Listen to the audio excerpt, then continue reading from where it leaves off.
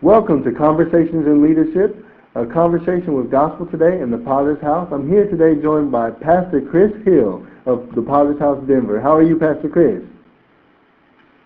I'm excellent, sir. So good to see you. Thanks for having me today. We're glad that you would join us for these conversations. We're really excited about the Pastors and Leaders Conference, May 3rd through the 5th in Orlando, Florida, and we're equipping pastors and leaders even before the conference. So thanks for joining us. Pastor Chris, I know that for you, youth and children are a priority, but you've been around the church world long enough to know that often children, youth, the programs, the staffing is not the first thing on our budget, but often it's the last thing on our budget. What kind of process does the Potter's House Denver use for budgeting and planning to meet the needs of young people and children? Well, I think one of the things that is significant to note is that for us, young people are priority because we realize that if there are no young people in the church in the next 20 to 30 years, should the Lord tarry, that we're not going to exist. Right. And so if they're, just like someone would be a fool not to have life insurance, or a fool to have no fire insurance, churches that don't prioritize youth and children are operating foolishly as if there were no tomorrow. Yeah, and so it's significant for us to remember that God is the God of Abraham, Isaac, and Jacob.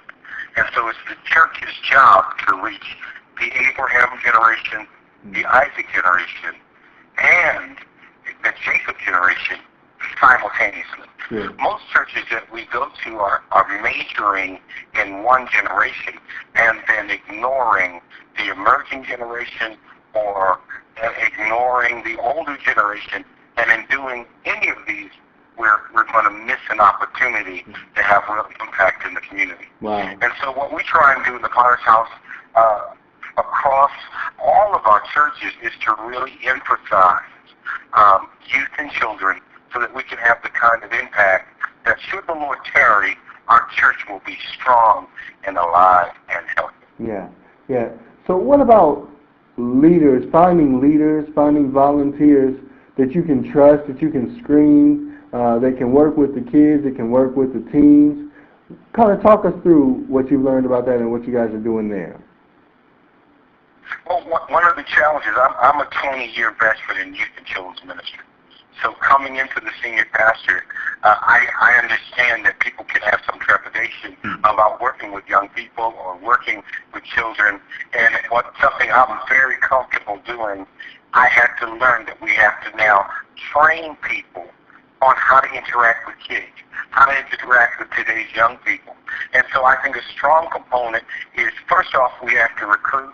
And then after we recruit, after we pull people in from the church, we have to give them the right training so that they can be successful in touching that generation. I think it's a mistake. I'm from the old school. Old church, they just would throw you in there, and if you survived the first week, man, you were anointed. Okay? But the reality is that we have to have the training. We have to have the proper government screening. There are people who may want to work with youth but may have something in their past that would hinder them from being able to do that and it be covered. And so it takes a real strategic mind to say, we're going to take this person and raise them up and train them and then walk them through a real intelligent pedagogy of preparation as they go from step to step to step. And then at the end of the day, you end up with this army of people who love kids, who love teens, and then the church is relevant not just to the parent or the grandparent, but to the teenager and the youth and the baby as well. Sure. Well, pastors and leaders, we hope to meet you in Orlando, Florida, May 3rd through the 5th, where we'll be learning more about how to prioritize kids and learning more about how to lead our churches effectively. Thank you so much for joining us today, Pastor Chris. Oh, it's my absolute privilege. Thanks so much. Right. Welcome back, everyone, to Conversations in Leadership with Gospel Today and the Potter's House. I'm joined today by Pastor Chris Hill of the Potter's House, Denver. Pastor Chris, you doing great?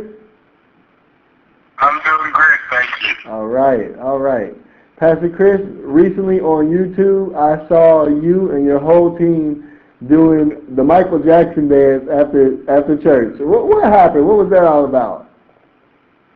Well, no one, I didn't do any dancing. I introduced other people. I preached a message on the Valley of Dry Bones, and it reminded me of the Michael Jackson Thriller video from my childhood. So we just kind of wove that into the sermon, right. And it was great. Man, it went over so great. That's great. That's great. You know, it makes me think about service planning. When it comes to worship planning and service planning, kind of talk us through what is your process or your philosophy and your process for planning a service. How early do you start? Who do you bring to the table? What kind of things do you guys talk about? Just walk us through that process for you. Well, early on, one of the things the Lord really showed me, Roland, was that if He could give me a word for Sunday on Friday, then He could give me a word for 15 Sundays, 15 weeks before. Yeah. So in terms of that strategy, in terms of thinking it through, we try to be at least 4 months ahead of our congregation. Wow. And so that means that in terms of my writing and preparation, I have to have my stuff cold weeks and weeks and weeks ahead of the church, which means that I have to have the word from the Lord prior, and then we begin to pull in creative people, music people, lighting, video, graphic. Our church has grown very rapidly in the last 2 years. You've seen some 5,000 people come. How do you let people know what you're going to do? Well, oh, Lord. Now, if you don't know what you're going to do, you're just lost. There you go. Why don't you start from how do you let people know what you're going to do? How do you know how to let people know what you're going to do if you don't know what you're going to do? How can you put together a plan or a strategy to get that word out there if you don't have it? So first you have to get the plan together, and then you pull everybody in one big room, and we begin to dialogue down on how we're going to make this hit the stage, how we're going to let the community know what we're doing, and then how can we engage people in the aftercare that comes from it. And I think that's the strategy that makes the mission up. Wow. So let me ask you, do you think that we can get to a point where we almost obsess about service planning on one side of the, because on one side of the spectrum you have people who plan every detail, and on the other hand you have people who say we're going to let the Holy Spirit lead. So how do you find that balance between those two tensions? Well, we put it this way, is that I'm the car, Holy Spirit's the gas. Okay? So we're going to plan it and put it together. If the Holy Spirit comes in and drives it in another direction, we let the Holy Spirit have His way. And when you do that, it's different, because if we have a breakout in praise and worship and the Spirit of God just falls, and then that's all we do in that service. And then everybody knows, same back time, same back channel. We'll see you next week, and we can continue in this message or continue in this flow. But we try to, our job is to plan it, but we're praying always that the Holy Spirit will show up, even through our planning, or if He wants to come another way, to be adaptable and liquid enough to adapt to what He's doing. Right. Now, is it worth it? Let me ask you, is it worth it? And what I mean by that is having all these stuff up front, having all these meetings, having all these conversations. What benefits do you get more than the person who says, well, you know what, I go in my, study on Friday and I come out on Sunday with a message? What other benefits are you getting? Well, for us, and I'm old school, I understand. I've been there. I feel that guy, really. The problem is that we live in a multi-sensory world. And so We live in a world where everything is moving on iPads and moving through airwaves. We're catching and we can talk back and forth from distance. Why is that possible now in terms of our everyday life? Sure. And then in church we're going back to an abacus and a scroll, okay? And expecting young people to slow down to catch up. And that's just that's not even real. It's not relevant.